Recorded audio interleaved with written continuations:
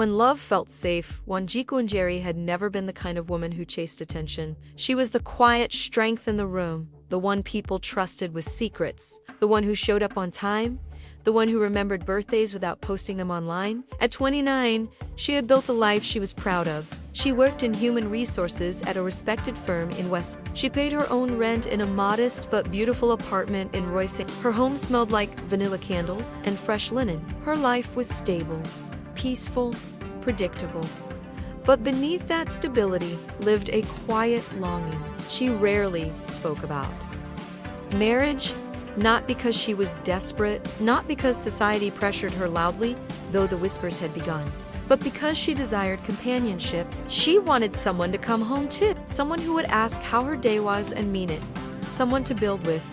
Still, she was patient, or at least she thought she was. She met Brian Wanji on a Saturday afternoon in Kasarani during a friend's Rorasio planning meeting. It was one of those gatherings filled with plastic chairs, crates of soda, older aunties negotiating bride price logistics, and young people pretending not to listen while listening to everything. Wanjiku had come to support her friend. Brian had come as the groom's cousin. She noticed him because he was laughing loudly at something one of the uncles said, not arrogantly, just confidently. He had presence, the kind that made people turn slightly when he spoke. But what caught her attention wasn't his voice. It was his stillness later. While others argued over dowry figures and logistics, he sat quietly watching, observing, calm. Their eyes met accidentally. He didn't look away immediately. He smiled. Not a hungry smile, not a bold one, a gentle one. Later, as people were leaving, he approached her. "Hi, I don't think we've met. I'm Brian." His voice was warm. "Steady, Wanjiku," she replied, adjusting her handbag slightly. "You weren't saying much in there," he said. She laughed softly. "I prefer listening." He nodded slowly. "I like that. Not many people listen anymore." It sounded simple, but he landed. That evening, he asked for her number. She hesitated for only a second before giving it. He texted her before she even got home. "Did you reach safely?" It wasn't dramatic. It wasn't overly flirtatious. It was thoughtful. The next morning, he called, not to talk about himself, but to ask about her work, her family, her goals. He listened carefully, asking questions that made her feel interesting.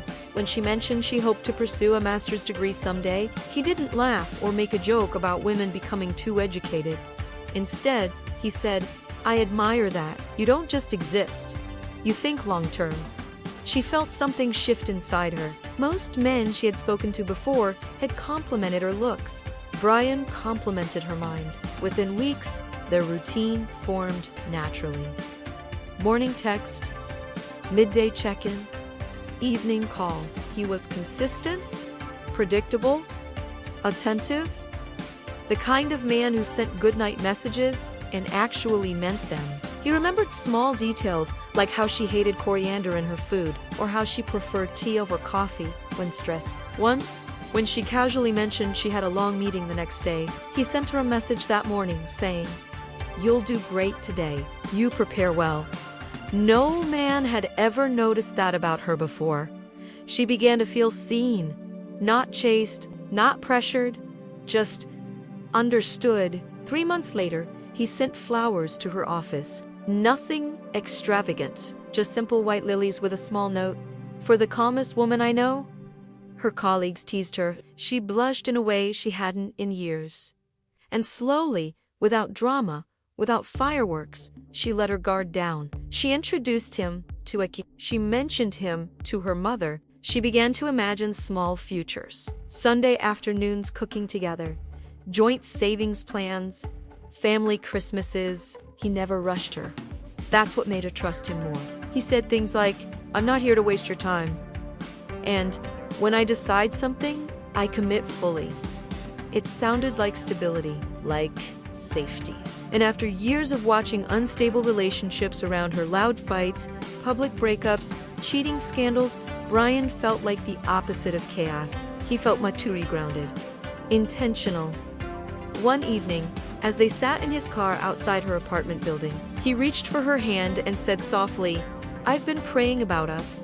Her heart skipped. "And?" she asked. "I feel peace. Peace." That word wrapped around her like a warm blanket. She didn't know then that peace can sometimes be mistaken. Sometimes it isn't peace. Sometimes it's just the quiet before control begins. But that night, as she walked upstairs smiling to herself, she believed with all her heart that she had finally met a good man. And good men, she believed, do not hurt the women they love. She had no idea that love can change its language slowly. So slowly that you, Dan, even noticed when it stopped sounding like love at all. Sometimes he would ask the same question in different ways, as if testing her consistency. When she laughed too loudly on the phone with a male coworker once, he went quiet. "What's funny?" he asked. "Just something silly. You seem very comfortable." There was a pause. "I am comfortable. He's just a colleague."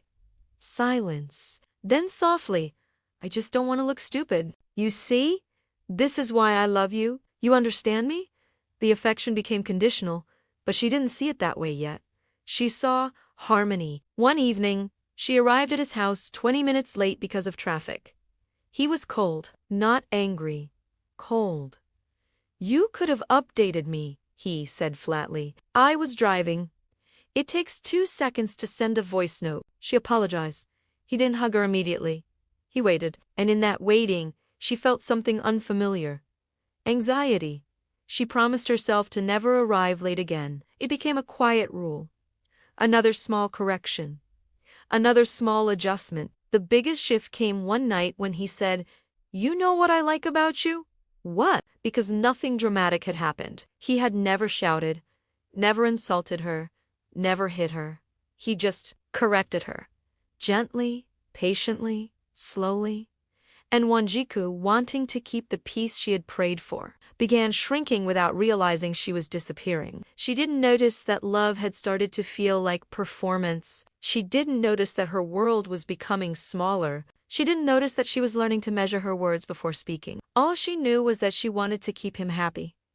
Because when he was happy, he was warm. And when he was warm, she felt Safi. What she didn't understand yet was this: safety should not require you to become smaller. If someone had asked Wanjiku whether Brian was abusive, she would have been offended. Abusive men shout. They insult. They hit. Brian did none of those things. Brian withdrew, and somehow that hurt more. It started with silence. The first time he ignored her call, she assumed he was busy. He was in finance. Deadlines were normal. She texted, "No response." 3 hours later, he replied, "I'm fine." That was it. No explanation. No warmth. When she asked what was wrong, he responded, "Nothing." But everything felt wrong. The next day, he was distant. Calm, polite, but distant. She kept asking herself what she had done. She replayed their last conversation. Was it the joke she made about Arsenal losing? Was it when she disagreed with him about politics? Was it when she said she was too tired to come over on Sunday? The uncertainty ate at her.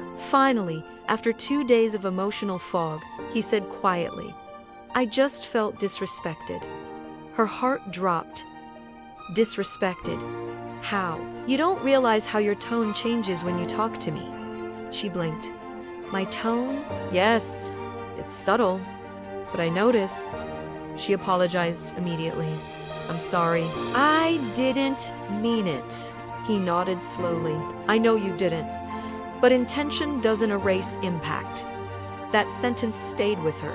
Intention doesn't erase impact. It sounded wise, mature, accountable, but something about it made her feel constantly guilty. From that day, she monitored her tone, her pauses, her facial expressions, even her breathing when she spoke to him, because she never knew what might trigger the next silence.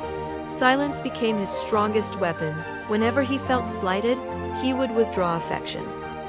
He wouldn't block her. He wouldn't disappear completely. He would just become emotionally unavailable.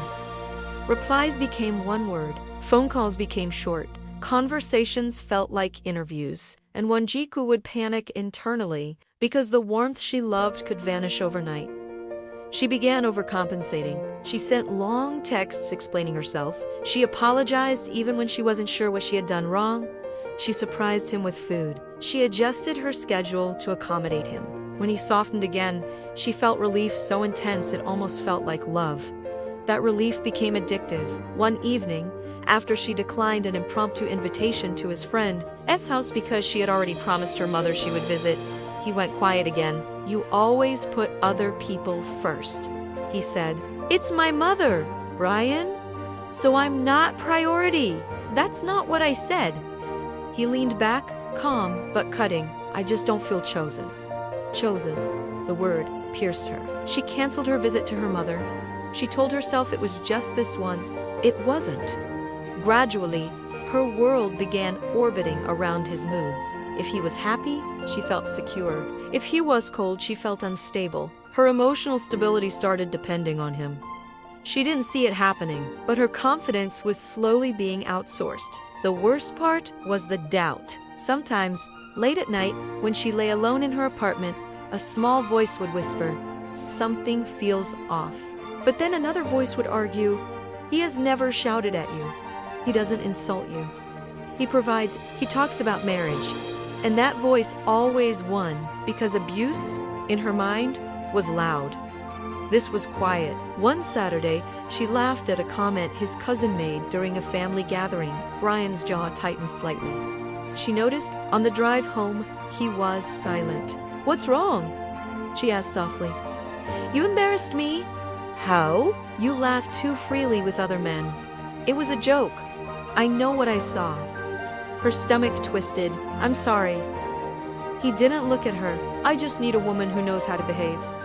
That sentence sat heavily in the car. A woman who knows how to behave. She stared out the window the rest of the drive. That night she cried quietly in the bathroom so he wouldn't see. But when she came back to bed, she apologized again because losing him felt scarier than losing herself. The punishments were subtle.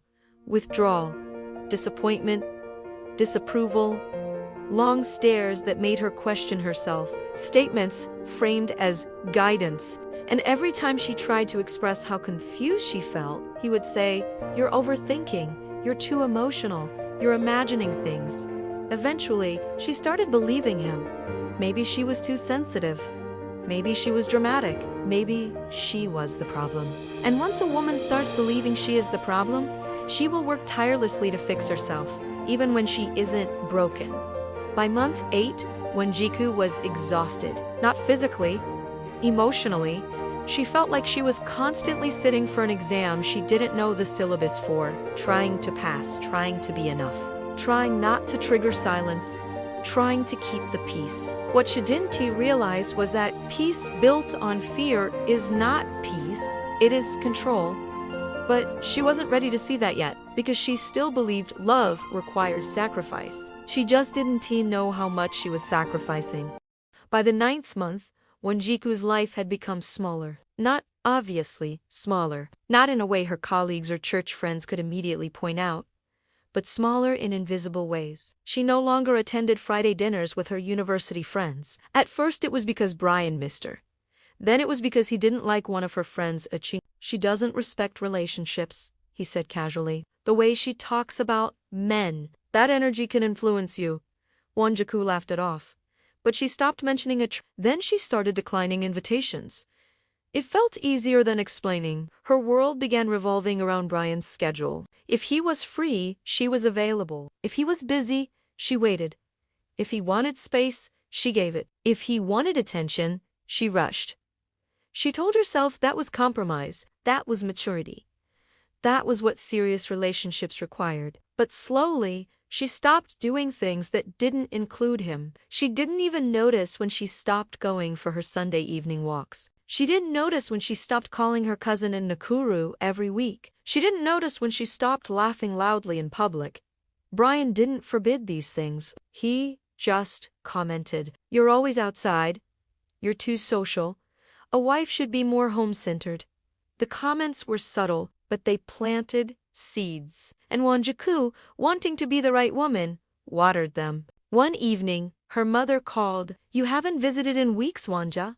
Are you okay? I'm fine, Mom. Just busy. Her mother paused. Busy with what? Wonjiku glanced at Brian, who was scrolling through his phone beside her. Just life, she answered lightly. After the call ended, Brian said quietly, You don't have to explain our relationship to everyone. I wasn't explaining. It felt like you were justifying. She nodded, even though she didn't understand what she had done wrong. She was always nodding now, agreeing, adjusting, softening herself. At work, her performance started slipping, not drastically, but noticeably. She was distracted. Her mind was constantly analyzing the last conversation with Brian. Had she spoken too sharply? Did she sound defensive? Was he upset when he said it's fine? Her colleagues asked if she was okay. She smiled and said yes, because how do you explain emotional confusion that doesn't have bruises? The isolation deepened during family gatherings. Brian started criticizing her privately afterward. You talk too much about your achievements. You interrupt. You don't know when to be quiet. You need refinement. At first, she tried defending herself. I was just sharing, he would sigh. You see, you can't even take correction. Eventually, she stopped defending. She started asking, How should I speak? He liked that question because it meant she was moldable.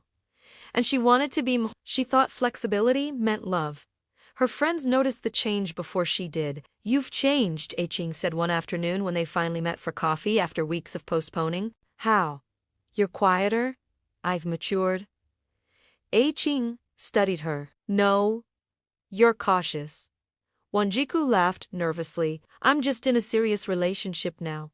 Ashing leaned forward. Serious shouldn't mean shrinking. The statement unsettled her, but instead of exploring it, she defended Brian. He just wants the best for me. Aching didn't argue. She just said softly, Just make sure you're still you. That night, Brian asked how the coffee date went. It was fine. What did you talk about? Just normal things. What normal things? The questioning felt like interrogation. She hesitated. He noticed. Why are you hiding? I'm not hiding. You're defensive again. She apologized. Again. The most painful part of isolation isn't the absence of people. It's the gradual belief that you don't need them. Wanjiku started convincing herself that her relationship was enough, that focusing on one man was loyalty, that reducing external voices was maturity. But what she didn't see was that when outside perspectives disappear, so does balance. And when balance disappears, confusion becomes normal. One Saturday, she woke up and realized she hadn't done something purely for herself in months. Not because Brian had forbidden it, but because she had stopped prioritizing herself. Her identity was slowly merging into his preferences.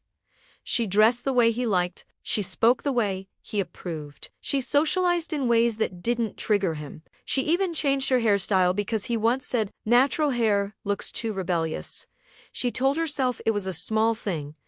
But small things, repeated, become identity shifts. The circle around her grew tighter, quieter, lonelier, and the more isolated she became, the more dependent she felt. Because when one person becomes your emotional center, losing them feels like losing oxygen. And Brian knew that.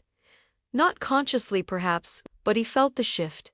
He felt her dependence, and his confidence grew. By month 11, Wanjiku's world consisted of work, Brian, and silence in between. The vibrant woman who once laughed loudly in matatas and debated politics at dinner tables was fading. In her place stood a careful version. Measured, soft-spoken, always assessing, always adjusting. And still, it never felt like enough. The first crack didn't come from a fight. It didn't come from shouting. It came from silence. One evening, Wanjiku sat in her car outside her apartment, engine off, lights dimmed. She had just come back from meeting Brian. The conversation had been normal. No argument, no tension, no raised voices. And yet, she felt heavy. Not sad, not angry, just drained. She leaned her head back against the seat and stared at the ceiling of the car. Why am I tired? She hadn't done anything strenuous, they had simply talked. But she had monitored her tone, filtered her opinions, carefully selected which stories to share, avoided mentioning Akin, avoided mentioning work, praise, avoided mentioning anything that could spark correction. That kind of carefulness is exhausting. And for the first time, she felt it. The crack widened a few days later. Brian had come over unexpectedly. She was working on a presentation for Monday, a big one. Her manager had finally entrusted her with leading a major client pitch. She was proud, nervous, excited. Brian walked in, glanced at her laptop, and sighed. You're still working? Yes, I need to finish this tonight. You care too much about work. She paused. It's important. What's more important, work or building a family? The question felt loaded. We're not even married, she said lightly. He didn't smile. You're too men don't like that long term. The words sat in the room like smoke. Men don't like that. Not, I don't like that. Men, as if he was speaking on behalf of an entire gender, as if her ambition was a flaw. She laughed awkwardly. I've always been driven. He shrugged. I'm just helping you adjust before it's too late. Adjust. Again. Everything required adjustment, but always from her side. That night, she couldn't focus on her presentation. His words replayed in her head. Men don't like that. Was she too much? Too ambitious? Too independent? Had that been the reason no relationship had lasted before? Doubt crept in quietly, not loud enough to confront, just enough to weaken. The real crack came during a small disagreement. It was about something simple. She had forgotten to call him after work because her meeting ran late. When she finally called, he didn't pick up. He returned the call 2 hours later, cold. So now, you remember me? I was in a meeting. I told you. You could have stepped out. It was my presentation. Exactly. The word hung there. Exactly. As if her commitment to her job proved his point. I apologized, she said softly. You always apologize, he replied. The statement confused her. He was right. She did always apologize, even when she wasn't sure what she had done wrong. Why are you making this bigger than it is? She asked gently.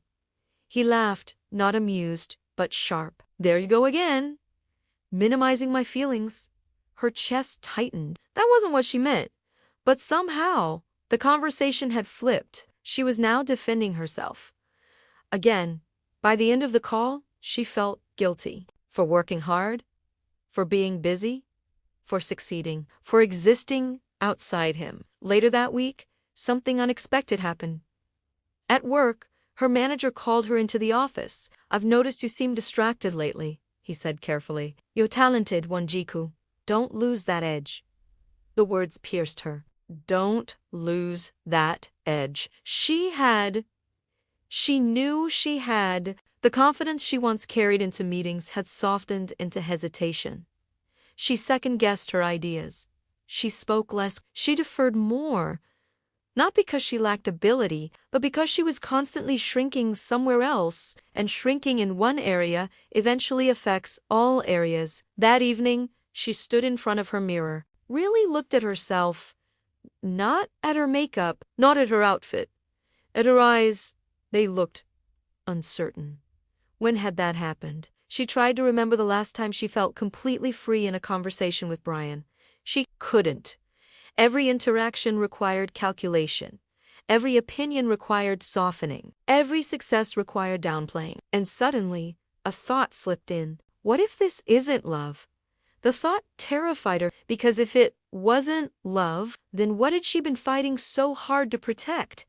The crack deepened the following Sunday. She attended church alone because Brian said he needed space. During worship, she couldn't focus. Her mind kept replaying moments, the comments, the corrections, the isolation, the adjustments. Then she noticed something simple but powerful. Other women were laughing freely, talking freely, existing freely, and she felt restrained. Not by anyone physically, but internally, like she was living in constant emotional caution. That realization made her chest ache. That night, she didn't call Brian. She waited to see if he would call first. He didn't. The silence felt loud, uncomfortable, but also revealing. Because, for the first time, she wasn't rushing to fix it. She just sat with it. And in that silence, a dangerous question formed. If I have to become smaller to be loved, is that really love? The crack was no longer invisible. It was growing.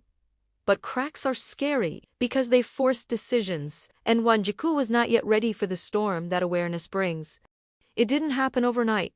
That's what made it dangerous. If Brian had shouted from the beginning, if he had insulted her openly, if he had been obviously cruel, Wanjiku would have walked away. But he didn't. He was gentle in public, soft-spoken with friends, respectful to elders. He held doors open. He quoted motivational lines. He spoke about building a future. That was the mask. And masks are convincing. The shift became clearer when he started monitoring her time. Who were you with? Why didn't you reply immediately? Send me a picture. I just want to see you. At first, it felt cute. Possessive in a flattering way, she told Aching once. Laughing, he just likes knowing where I am. Aching didn't laugh. Or he likes controlling where you are. Wanjiku brushed it off. He just cares. But care doesn't feel like pressure. And pressure was building. One evening, she was out celebrating a colleague's promotion. It was a small dinner at a restaurant in West. She had informed Brian earlier. Still, halfway through dinner, her phone buzzed repeatedly. Missed call. Missed call. Missed call. She excused herself and called back. Why are you ignoring me? He demanded. I'm at dinner. I told you. I saw you online. I checked a message. So your phone works. The accusation stunned her. I can't talk long. We're about to cut cake. She went quiet, then calmly said, You've changed. Her stomach dropped. Changed. I haven't. You don't prioritize me anymore. She felt guilt rise like heat. I'm sorry. There it was again. Sorry. Always sorry. She returned to the table, distracted, barely tasting her food. By the time she got home, she felt like she had done something wrong for attending a work dinner. That was new. Very new. The arguments became more layered, not explosive, strategic. He would twist small issues into character flaws. You're defensive. You're too emotional. You don't listen. You think you're better than me because you earn more. That last one shocked her. I've never said that. You don't have to say it. Gaslighting is subtle. It makes you question things you never questioned before. Suddenly, she was analyzing her tone in past conversations. Had she sounded proud? Dismissive? Too independent? She started reducing herself deliberately, talking less about work. Downplaying achievements, even dressing simpler when meeting him, because once he had commented, You, Dante, need to dress like you re-impressing the world. What did that even mean? She stopped wearing her favorite red heels. She told herself it wasn't a big deal, but it was. Because, piece by piece, she was editing herself. The night it truly scared her was during a minor disagreement. She had plans to visit her mother up country that weekend. Brian didn't like the timing. You always choose other people over me. She's my mother, and I'm your future. The statement sounded romantic, but the undertone was possessive. She's not competition, Wanjiku said gently. He stood up abruptly. Forget it. Gosha felt the familiar urge to fix it. To cancel the trip, to soothe and she almost did. She picked up her phone to text her mother an excuse, then paused. Why am I afraid to visit my own mother? That question shook her. Fear. That was the word. She wasn't just trying to keep peace. She was afraid of upsetting him, afraid of silence, afraid of withdrawal, afraid of conflict. And love should not feel like fear. The emotional withdrawal became his strongest weapon. Whenever she did something he disliked, he would go quiet. No calls, short replies, one-word texts. Okay? Sure. Do whatever you want. The silence was heavy, punishing, and she would panic. sending longer texts, explaining herself, apologizing, trying to restore warmth. He knew it worked, because she always came back softer, more agreeable, more careful, walking on glass. The breaking moment of this chapter came unexpectedly. They were at a small gathering with his friends. Someone asked Wangiku about her job. She answered confidently, describing the new project she was leading. Brian laughed lightly and said, "She makes it sound bigger than it is." The room chuckled politely. Her smile froze. He had never dismissed her publicly before. She felt heat crawl up her neck. "It is a big project," she said quietly. He squeezed her hand under the table. Hard. Too hard. Not playful. A warning. She stopped talking. For the rest of the evening, she stayed quiet. On the drive home, she asked softly, "Why did you say that?" "You were bragging. I was answering a question. You don't know when to tone it down." The phrase echoed. Tone it down. Shrink. Dim. Lower. Adjust. Again, that night, lying in bed alone, she stared at the ceiling. She felt smaller than she had ever felt in her life. Not because she lacked achievements, not because she lacked beauty, not because she lacked intelligence, but because someone she loved was systematically reducing her confidence. And she was allowing it. Tears slid silently into her pillow. For the first time, she whispered into the dark, "This doesn't feel right, but awareness is painful. Because once you see it, you cannot unsee it." And the next chapter will force her to confront something even more unsettling, the realization that she has been emotionally manipulated. The strange thing about emotional manipulation is this. You don't notice the damage while it's happening. You notice it when you no longer recognize yourself. Wanjiku stood in front of her mirror one Thursday morning, holding two dresses. One was bright yellow, the kind she used to love. The other was muted beige. Her phone buzzed. A message from Brian. "Where are you going, dressed like that today?" She hadn't even sent him a picture. He had simply grown used to asking. She stared at the yellow dress, then quietly hung it back in the closet. Beige felt safer, neutral, less noticeable. As she applied makeup, she realized something unsettling. She was dressing for permission, not for herself. At work, she noticed another shift. During meetings, she used to lead discussions confidently. Now, she spoke only when asked, even when she knew the answers, even when she had better ideas. Her manager once said, "You used to challenge ideas more." She laughed lightly. "I'm just trying to listen more." But that wasn't the truth. The truth was she had grown used to shrinking, used to softening herself to avoid conflict, used to calculating how her voice might land. And that habit followed her everywhere. The anxiety became constant. If Brian's tone changed slightly on the phone, her chest tightened. If he took too long to reply, her thoughts spiraled. If he said, "It's fine," she knew it wasn't fine. She began reading between words, analyzing pauses, monitoring facial expressions. It felt like she was studying for an exam that kept changing questions. She was exhausted, but she couldn't name why. One afternoon, Aking called unexpectedly. "You sound tired," Aking said. "I'm just busy." "No," Aching replied firmly. "You sound like you're walking on eggshells." The phrase startled her. Walking on eggshells. That was exactly what it felt like. But she defended him anyway. "It's just normal relationship adjustments." There it was again. Adjustments. She hung up and sat quietly.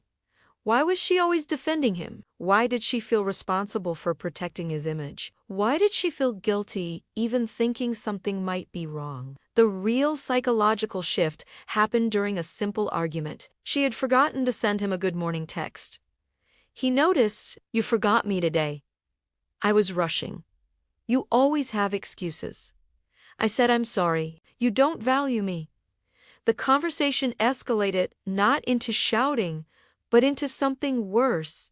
He began listing her flaws. "You're stubborn. You're emotionally unstable. You're too independent for your own good. You don't know how to be a woman." That last sentence froze her. What does that even mean? But she didn't ask. She apologized. Again, after the call ended, she sat on her bed staring at her phone. She whispered softly, Am I the problem? That was the moment the damage fully turned inward. Self-doubt is powerful. It makes you question your instincts. She began distrusting her own feelings. If she felt hurt, she told herself she was too sensitive. If she felt controlled, she told herself she was exaggerating. If she felt anxious, she told herself she needed to mature. She started Googling how to be more submissive in a relationship, how to communicate better with a dominant partner, how to avoid triggering arguments. She was trying to fix herself because it felt easier than admitting something was wrong. Sleep became difficult. Her mind replayed conversations at night. She drafted imaginary apologies in her head. She rehearsed softer responses for future disagreements. She began losing weight, not intentionally, just from stress. Her laughter faded, her spark dimmed. And the scariest part? No one could see bruises. From the outside, Brian looked loving. He posted her on social media. He called her my queen. He talked about marriage publicly, but privately, she felt smaller every day. The turning point of this chapter came quietly. One evening, she visited her mother unexpectedly. Her mother looked at her carefully. "You look tired, Wanja?" "I'm fine." Her mother touched her face gently. "You don't glow the same." The comment hit differently. Glow, she used to glow. Not because of makeup, because of confidence, because of joy, because of freedom. She went to her old bedroom that night and stared at childhood photos. She saw a younger version of herself, bold, expressive, loud, ambitious. That girl would not recognize this version. And for the first time, Wanjiku felt grief. Not over Brian. Over herself. She missed herself. But even now, she wasn't ready to leave. Because emotional manipulation creates attachment. You crave the warmth in between the cold spells. You chase the version of them from the beginning. You believe if you just adjust correctly, the early love will return. And so, she stayed, even though deep inside, she was slowly disappearing. There is always a moment. A moment so clear, so undeniable, that even the most patient heart cannot excuse it. For Wanjiku, that moment came on a rainy Thursday evening. It had been a long day at work. She had just received confirmation that her client presentation was successful. The company had secured a major contract. Her phone buzzed with congratulatory messages from colleagues. She hesitated before calling Brian. A part of her was excited to share the news. Another part was anxious. She dialed anyway. "Hey," she said softly, trying to contain her happiness. "What's up?" he replied. "We got the contract." Silence. "That's good," he said flatly. She waited for enthusiasm. It didn't come. "I led the presentation," she added gently. "I know." Another pause. Then he said, "Just don't let it get to your head." Her smile faded. "It's just good news. I am just saying. Success changes women. Changes women. Not people. Women." She swallowed. "Okay?" he continued. "Now you'll start thinking you don't need anyone." The comment felt sharp. "I never said that. You don't have to say it." There it was again, that twisting of reality. She hung up, feeling smaller than when she called. That night, instead of celebrating, she sat in silence. Her joy had been reduced to something dangerous. The real incident happened 3 days later. They were at his apartment. The atmosphere was tense. She could feel it the moment she walked in. "What's wrong?" she asked. "You've been different." "Ha! You don't submit the way you used to." The word hit her like cold water. Submit. "I've just been busy. That's the problem. You prioritize everything else. I prioritize my responsibilities. You're becoming arrogant." The accusation stunned her. Arrogant. She tried to stay calm. "Why is my growth threatening to you?" The room went very still. His expression changed. Cold. Sharp. "Watch your tone." "I'm not attacking you. Think you're smarter than me. I don't. You think because you earn more, you're above me. I've never said that." He stepped closer. "You don't have to say it." Her heart began to race. The air felt heavy. For the first time, she felt something new. Not confusion. Not guilt. Fear. He didn't hit her. He didn't shout. But but his presence felt intimidating. The calmness was not gentle. It was controlled.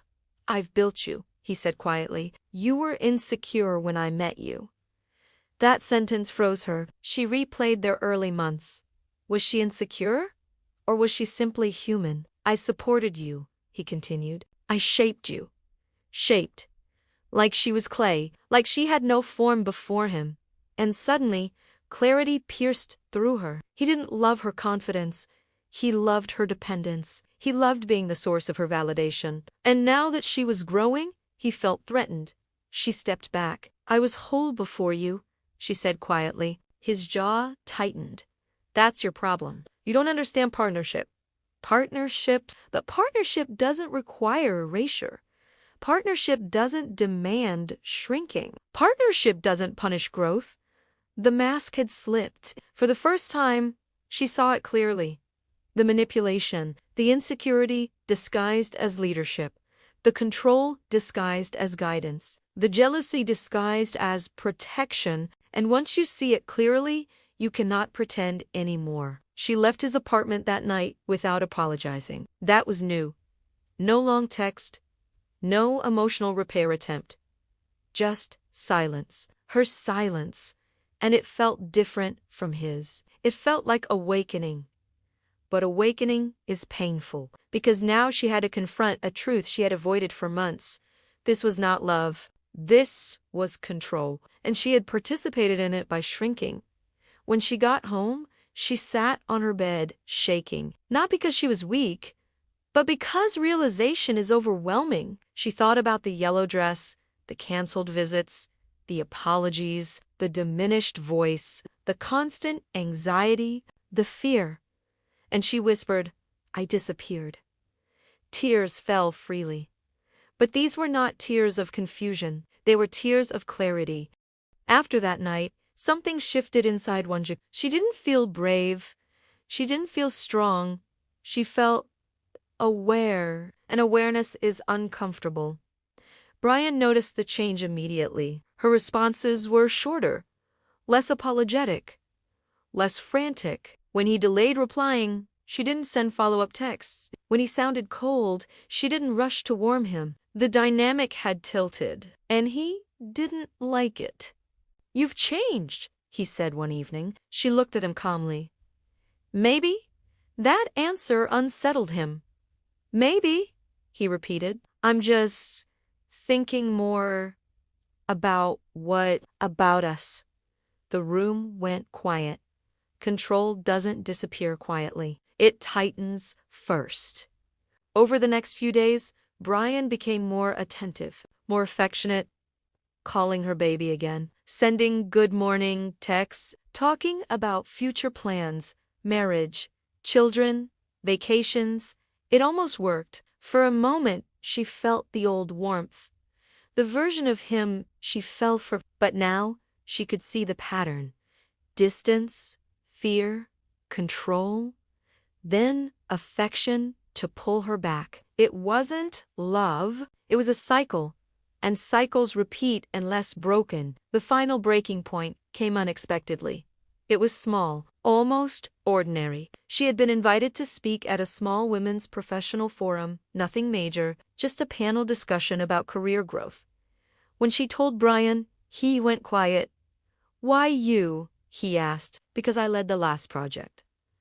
There are other women more experienced." She felt the familiar sting. "It's just a panel. You're getting too visible." Too visible. That phrase landed heavily. "What does that mean?" she asked carefully. "It means you're becoming difficult to manage." The words echoed in her mind. Difficult to manage. Manage like she was an asset or an employee or a possession. Something inside her snapped. Not loudly, not dramatically, but cleanly. "I'm not something to manage," she said. Her voice was steady. He stared at her. "You're being disrespectful." "No," she replied quietly. "I'm being clear." The silence that followed was different from all the others. This wasn't withdrawal. This was challenge. "You think you can do better than me?" he asked. There it was, the real fear. Not love, not partnership, fear of losing control. I think I deserve peace, she answered. The words surprised even her. Peace. Not perfection, not approval. Peace. He laughed bitterly. You'll regret this. Maybe, she said softly, but I already regret who I've become. That was the truest sentence she had spoken in months. He tried to pivot, tried to soften. You're overreacting. She shook her head. No, I've been underreacting. He didn't expect that, because for months she had absorbed everything, adjusted, apologized, bent. Now she was standing still, and stillness can feel like rebellion to someone used to your compliance. When she walked out of his apartment that night, her legs were shaking. Not because she doubted herself, but because leaving emotional manipulation feels like withdrawal. You crave the familiar, even when it hurts. Her phone buzzed 3 times on her way home. She didn't check it. She knew the pattern. Anger, then persuasion, then promises. She had seen the cycle clearly now, and clarity is hard to ignore. That night, she cried, not because she missed him, but because she mourned the months she had lost, the confidence she had sacrificed, the friendships she had neglected, the parts of herself she had muted. She felt embarrassed, ashamed, angry at herself, but slowly another feeling crept in. Relief. For the first time in months, she didn't feel like she was walking on glass. There was no tone to monitor, no mood to assess, no silence to decode, just quiet.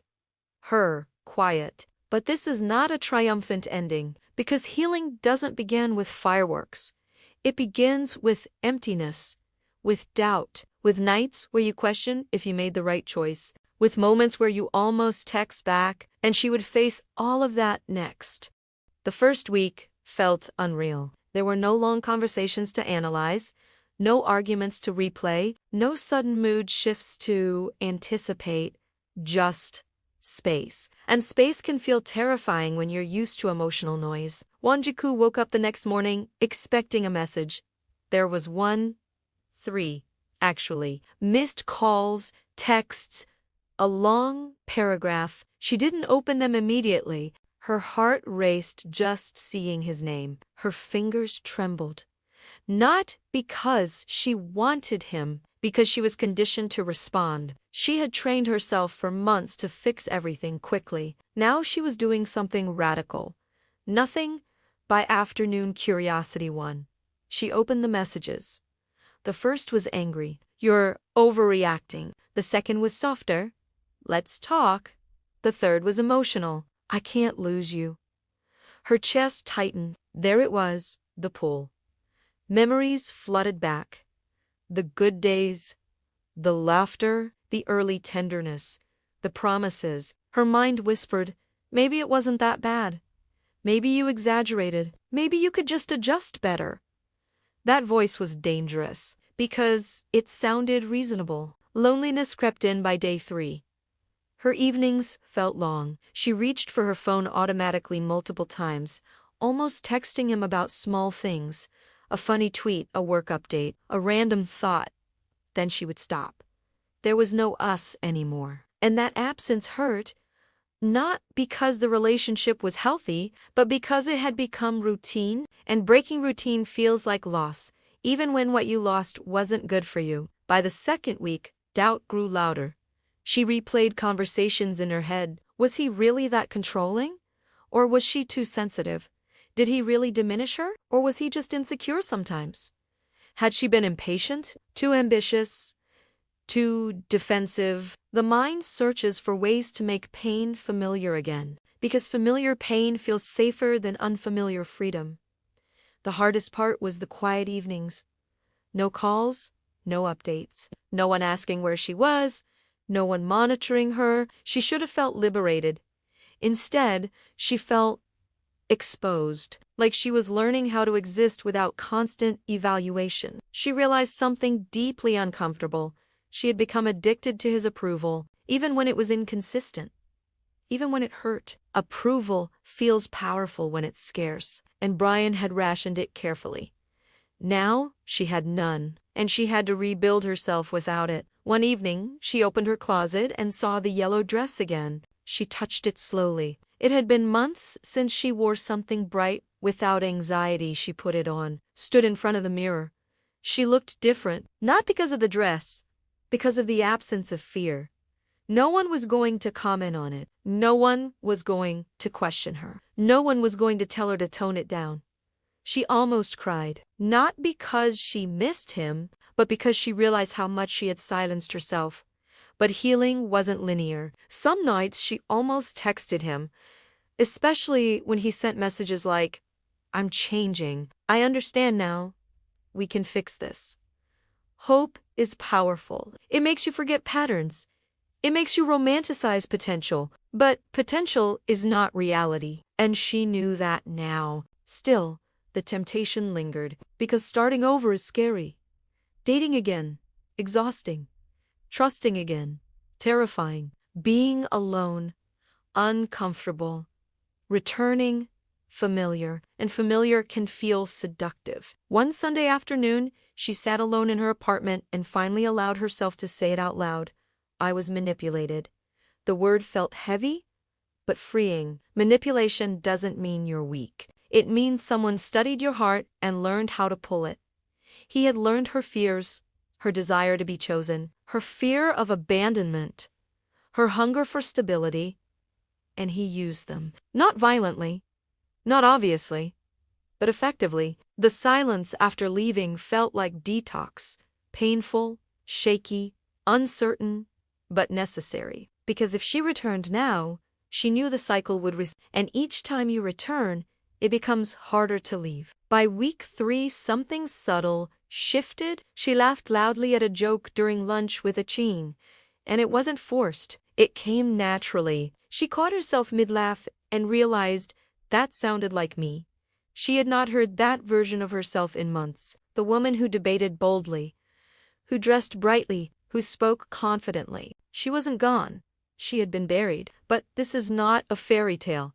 Healing didn't fix everything overnight. She still doubted, still questioned, still felt the urge to check his social media, still wondered if he was fine, still felt pangs of sadness. Leaving does not erase attachment immediately. It weakens it slowly.